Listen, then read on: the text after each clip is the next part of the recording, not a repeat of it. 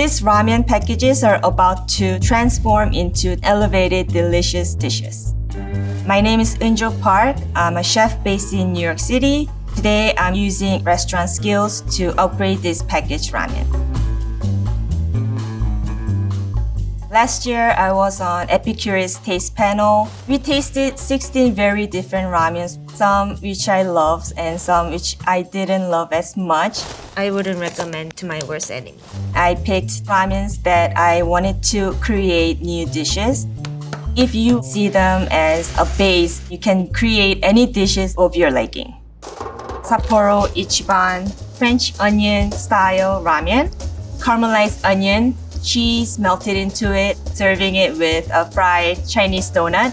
We're taking Japanese ramen and we're going French cuisine. So first, we're making caramelized onion. It's been cooking for 15 minutes. At this point, you see all this delicious fond that are building on the bottom of the pan. So I'm gonna use a little bit of water and basically try to scrape all the fond. It's basically like a caramelized sugar. So you want to get all the flavors out of there. Soy sauce and Worcestershire gives that acidity, and butter to give the body. Bring this to a full boil. Drop the noodles. I picked Sapporo Ichiban Original. This soy flavor almost felt to me like a beef broth. By adding additional flavors like Worcestershire, it really mimics the flavor of the French onion soup. I'm gonna keep the noodles intact. It keeps this wiggly shape together and the texture is more bouncy. Lots of fresh ground black pepper. I have smoked mozzarella. Smokiness from the mozzarella really adds another complexity. Traditionally use Gruyere, and I do want a little bit of cheese in every slurp of the noodle. So French onion soup is served on top with the toasted baguettes and cheese and melted. Like this Chinese donut, I'm going to just put this, soak up all the good flavors. And there you have it, instant French onion noodle soup.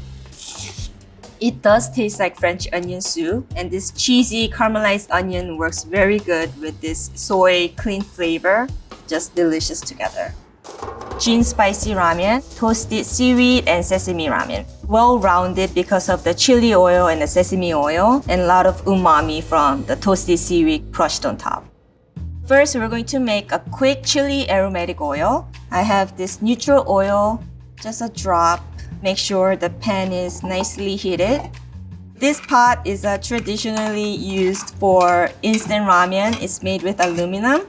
It's cheap. It boils very fast, and it's a perfect portion to cook one order of ramen. Gochugaru is a dried Korean chili flakes. It's not all about the heat. It also has floral sweetness to it. I'm going to add our soup base. The flavors from Jin ramen is very well balanced mushroom, beef, a nicely balanced soup base that you can build. And we're gonna bring up to a boil. It smells great already. Drop all of our flakes and ramen. In the flakes, there are scallions, carrots, mushrooms, and chilies. The ramens are starting to fall apart from their normal shape. I'm not going to actually force it to separate. I'm just gonna flip it to keep the noodle as tangly as possible. So they are actually almost done. I do like to eat it little undercooked. So at this point, I'm going to crack the egg in a side, so they're gently poaching. 30 seconds will cook the egg, and by that time, the noodle should be ready to go. This is distilled white vinegar. It helps to brighten up the noodle. Green scallions, sesame oil. This is a toasted seaweed. It's seasoned with sesame oil and a little bit of salt. This will add flavor, texture, and a lot of savoriness. Sprinkle of sesame seed. And that's it, toasted sesame and seaweed ramen. You want to eat ramen as soon as it's ready. You don't want to overcook it. If you have cup noodle, you can make your own little plate by folding the lid. It's very common in Korea. It's just an easy way to eat your noodles. That toasted seaweed, it really brings out almost like an oceany umami bomb. It's very comfort, tastes like a childhood to me. Momofuku spicy soy ramen, fried chicken tenders. Our batter is gonna be made with ground ramen noodles. It's momofuku. I had to make it into fried chicken. So I'm gonna grind it into a fine flour. I mean, it's just seasoned flour. I'm actually adding little more flour and cornstarch. It doesn't have any gluten, so it helps to make it more like a shattery, crisp batter. Little salt, toasted sesame seed to give extra crunch while we're frying.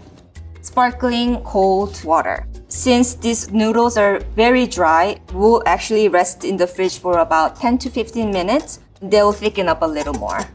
So while the batter is resting, we're going to make our glaze. Butter, honey, toasted sesame oil. We're using everything from the packet. The sauce becomes the glaze and the ramen noodle becomes the batter. This spicy soy ramen sauce. It's pretty salty, so I am making honey butter to balance. We're gonna set it aside and stir frying. The chicken tenders been brine 1 hour in about 5% salt. This is dry batter mix that I saved into the wet batter and into the fryer. You shake it, and when I drop it, the cooked side is gonna come up and not stick to the bottom of the pan.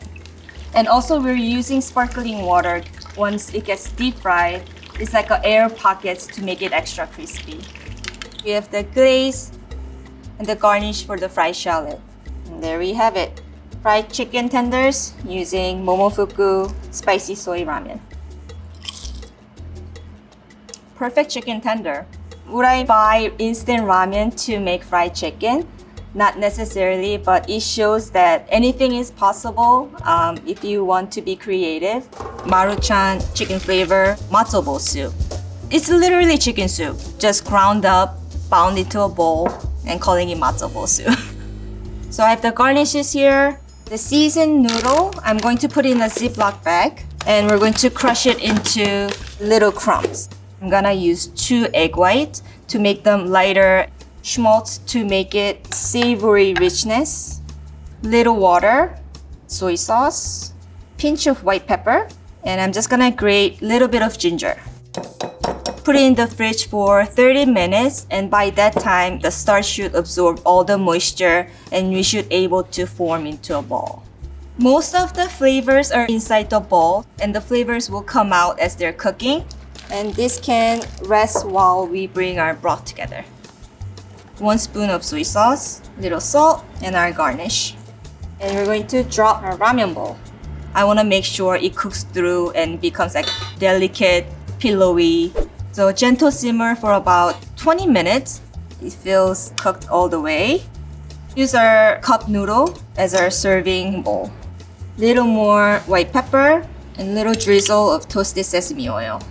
You don't want to make it salty because the bowl itself is already seasoned with the ramen seasoning. To finish, some nice fresh dill sprigs. And there we have it, Maruchan matzo bowl soup. Buldak spicy ramen, kimbap with mortadella. Inside of the kimbap are seasoned noodles. All the creaminess, spiciness, just a perfect bite. It's going to be delicious. So noodles are ready. I'm going to use all of our spicy buldak sauce. Hit you with spicy, savory, umami. It says artificial chicken flavor. There is no chicken, but it does really come off as a chicken. I think that's nutritional yeast. As the noodle are sitting in the sauce, they're gonna expand. The sauce is just gonna get absorbed into the noodles. And it's easier to roll the kimbap fillings if the fillings are not too wet. And this will almost become like a block. For our next step, we're going to make thin egg crepes. But for kimbap, it's usually like a thick omelet.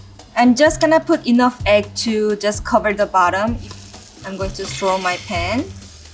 And as soon as it's flipped, it's fully cooked.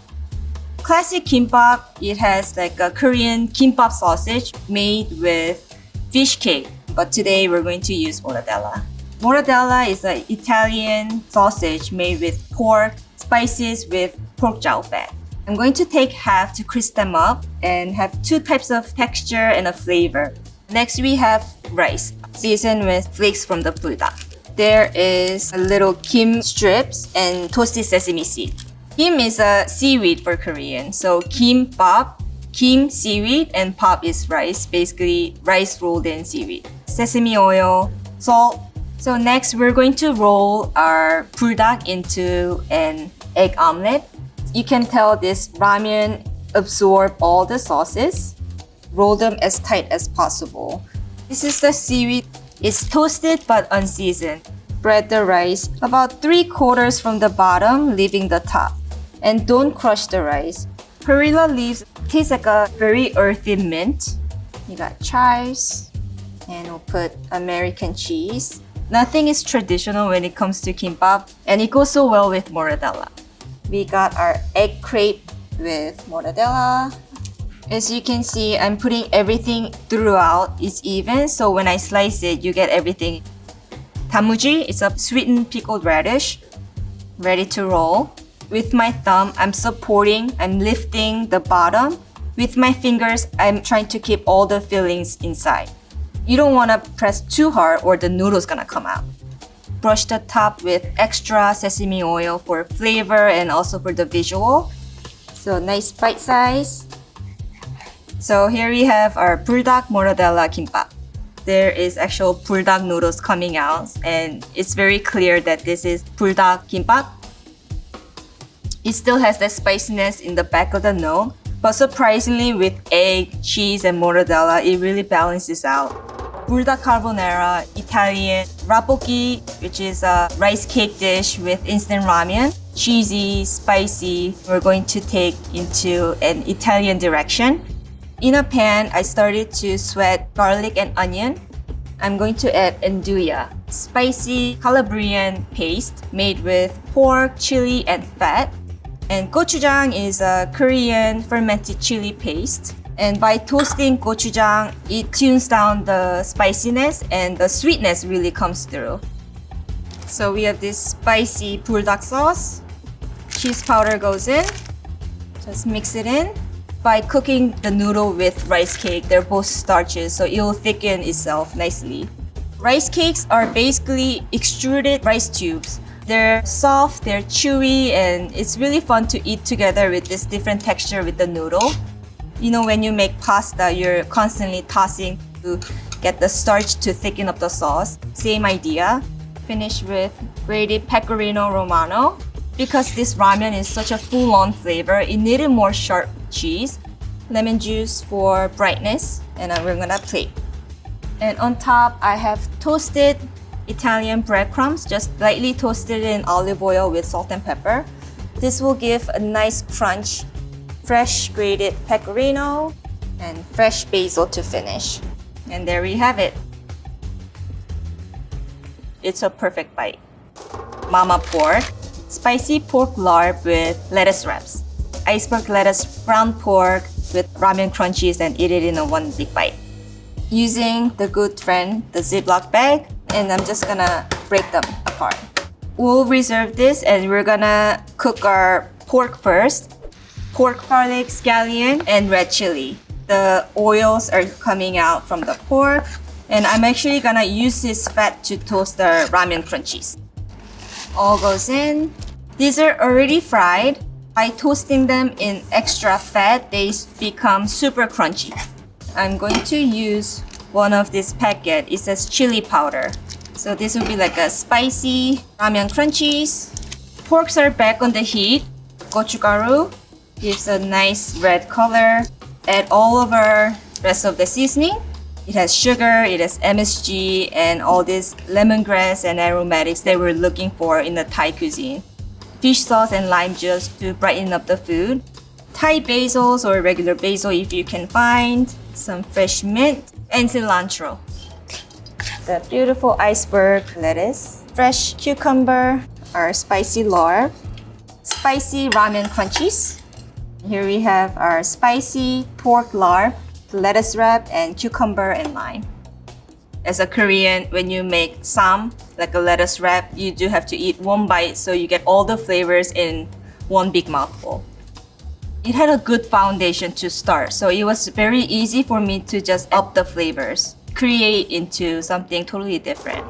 Indomie mi goreng, sizzling noodles with sauteed vegetables and shrimp on top. chewy, crunchy noodle with this savory, sweet, and also spicy sauce that goes very well together. I have sauteed garlic, scallion with the vegetables you have in the fridge.